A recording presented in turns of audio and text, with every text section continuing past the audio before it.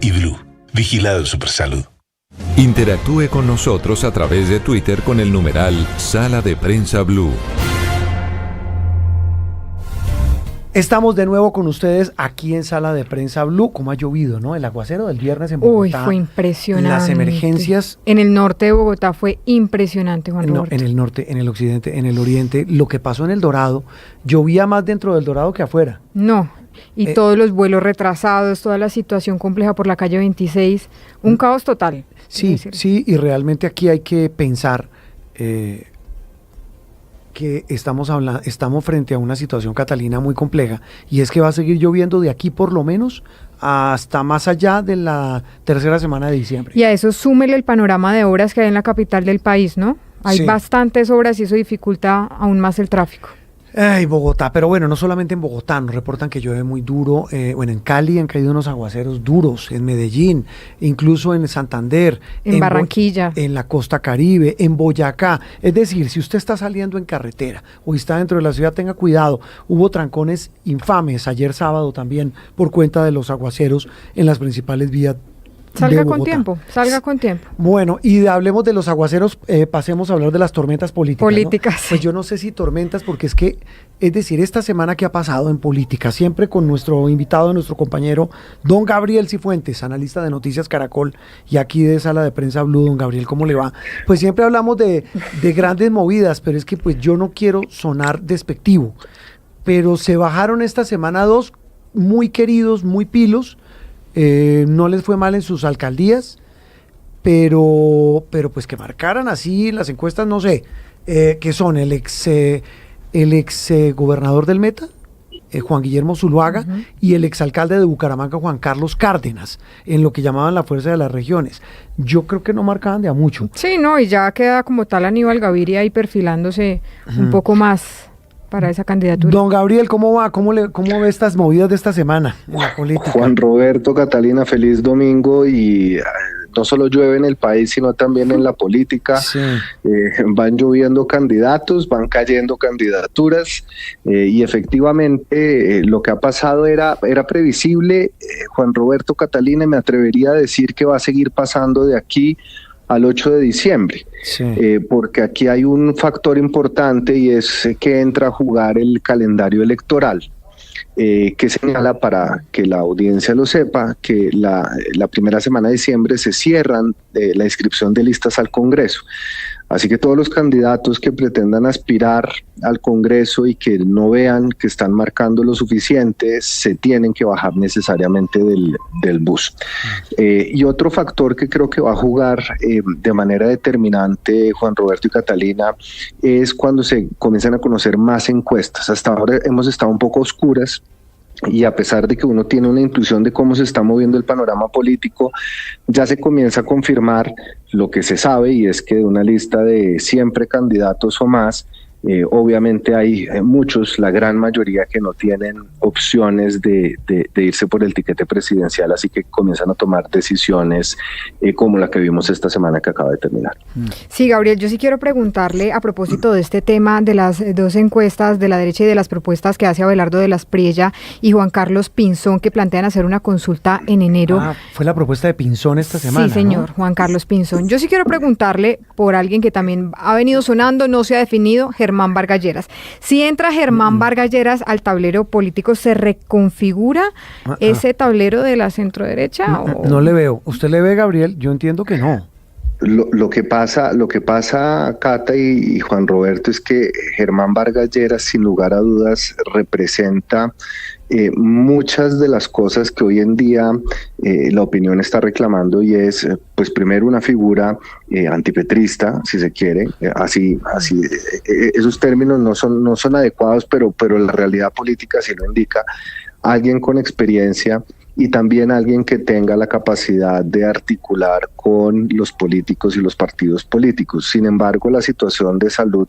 Eso le iba a decir yo. Es que el tema parece que es salud, ¿no? Sí. Es un tema de salud, que indudablemente, así él tome la decisión de lanzarse, deja un manto de dudas frente a la posibilidad y Dios no lo quiera, que esa situación de salud se pueda empeorar durante una eventual presidencia del doctor Germán Vargas Lleras.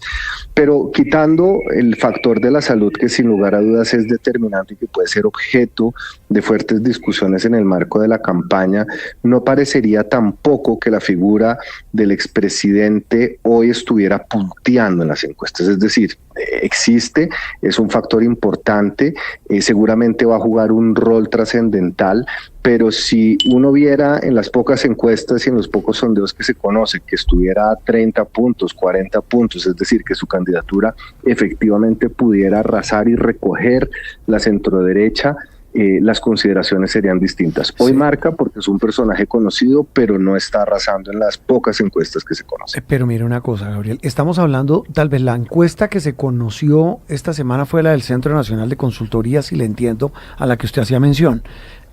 ¿Por qué no analizamos esos tres números punteros?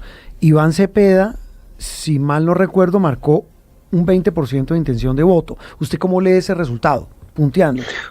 Pues lo que pasa, Juan Roberto, es que aquí la izquierda, después de muchos meses de tormentas como las que están pasando en el país, logró por fin cerrar filas frente a una candidatura que se vio además fortalecida por un resultado no menor en las consultas. Es decir, ya se ha despejado un poco el panorama en el sector del pacto histórico y de la izquierda, y lo único que falta por determinar es quiénes se sumarían a la eventual consulta, que eso además también, Juan Roberto, está en veremos, porque falta la decisión del Consejo Nacional Electoral de la consulta del Frente Amplio. Entonces parece que el panorama en la izquierda ya está mucho más decantado, mientras que en la derecha y la centroderecha todavía no se ha definido cuál va a ser el camino, cuáles van a ser las consultas. Entonces naturalmente ese voto está mucho más disperso, mucho más atomizado. En la izquierda, que igual representa en sus bases un 20, 25, en el mejor de los casos un 30% del electorado, pues ya se concentran frente a la figura que ganó el primer round, que fue el round de la consulta interna del pacto histórico. Sí, Gabriel, mire, por ejemplo, le voy a plantear el panorama de lo que ocurrió en Chile en los últimos días. Se eligieron dos extremos y prácticamente se puede decir que el centro quedó por fuera. ¿Podríamos tener ese panorama acá en Colombia? Y se lo complemento con el resultado de esta encuesta del Centro Nacional de Consultoría, porque en el segundo lugar está Abelardo de la Espriella, según esta encuesta, con el 14% de la intención de voto, y Sergio Fajardo, el de centro, como dice Catalina, 7%. Esta radiografía, al menos esta foto que le indica a usted, Gabriel. Pues sin lugar a dudas, y no solo en Colombia y no solo en Chile, sino que es un fenómeno que hemos visto a lo largo y ancho del continente. Hoy en día las tendencias polarizantes son las que están marcando la batuta en el debate público y en los resultados electorales. Sin embargo, yo creo que hay algo muy particular en Colombia, y es que el centro se ha derechizado. Es decir, todavía no sabemos cómo se va a comportar ese centro, o si, por ejemplo, porque nosotros lo estamos dando por descontado, pero puede que no sea así, Abelardo no entre en ninguna de las consultas que vaya a haber en marzo, y que esa centro derecha se organice y cierre filas frente a otro candidato que pueda ser. Pero no le entiendo, Gabriel, eso de que el centro se está derechizando, porque también de centro, acuérdese que se lanzó, bueno, hubo otro lanzamiento, mentira, es la otra noticia de la semana, Juan Fernando Cristo, sí. Y él lo dice, yo soy de centro, pero tirando hacia la izquierda. Sí, pero Juan Roberto... Y súmele a Roy Barreras. Pero dos exfuncionarios Juan Fernando Cristo, exfuncionario del gobierno Petro, Roy Barreras, que fue embajador del gobierno exembajador también del gobierno Petro.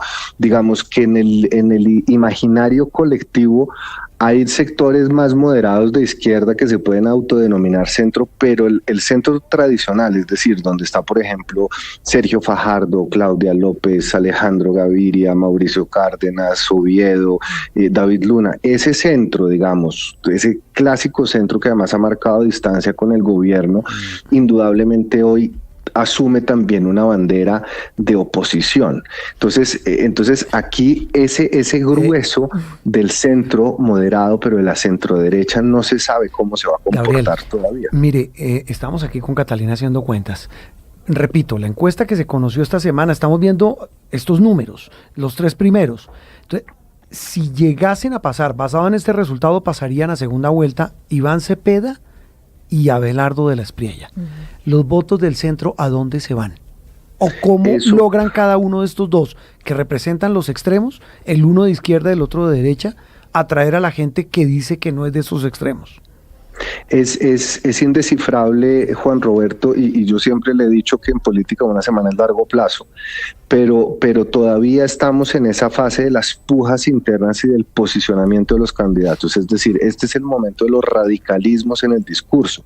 Abelardo de la Espriella hoy tiene un discurso muy radical, pero en la medida en que se vayan decantando las candidaturas, si sigue manteniendo un discurso radical, aleja las posibilidades de atraer sectores más moderados.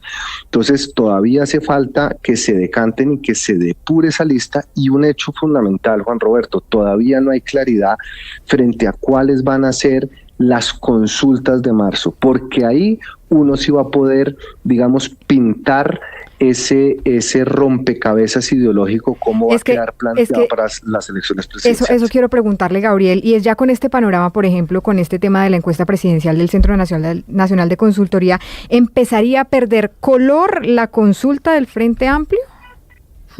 Yo no creo que comience a perder color la consulta del Frente Amplio. Lo que creo es que la consulta del Frente Amplio tuvo una sorpresa el 26 de octubre, porque dentro de ella participaría de forma muy fuerte Iván Cepeda, es decir, empatar el case de los 2 millones de votos que podría asumirse que se sacó el pacto histórico es muy difícil. Sin embargo, personas como Roy Barreras, que igual tienen una atracción en sectores moderados, en estructuras políticas que se hacen contar en épocas calientes de elecciones, es decir, cuando se elige el Congreso, podrían dar una sorpresa.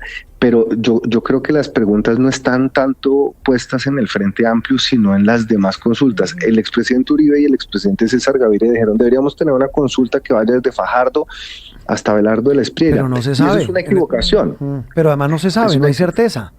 No hay certeza, pero por eso le digo que creo que estas próximas 3 semanas van a ser determinantes en el ajedrez, Gabriel, político. Y en ese ajedrez meta otras 2 fichas, que pareciera, a juzgar por estos números, que están, por allá, ¿quién chifló?